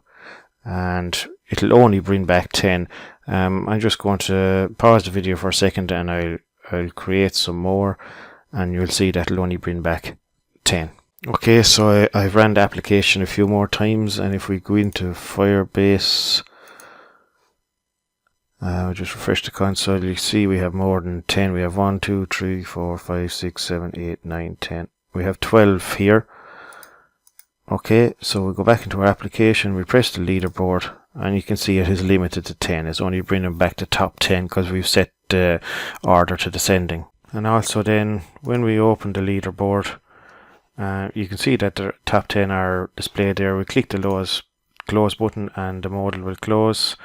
And if we click anywhere inside the modal, it will stay open. But if we click on the darker area and outside of the modal, it'll close. We can sign out. We can log back in. Press start, and what we've set our time to gets reset, and our scores. And once the game is over, then it's going to send the data to Firestore. Okay, that's it for this video today. I hope you enjoyed the video, and I hope you have a better understanding of Redux now and try and use it in your own applications going forward. And I hope you've learned something from the new features and how to implement the new features of Firebase into your projects. Thanks very much for watching the video. If you like this video, please hit the like button and subscribe to my channel for future videos. It took a long time to make this video, so please like and subscribe, and we'll see you in the next video.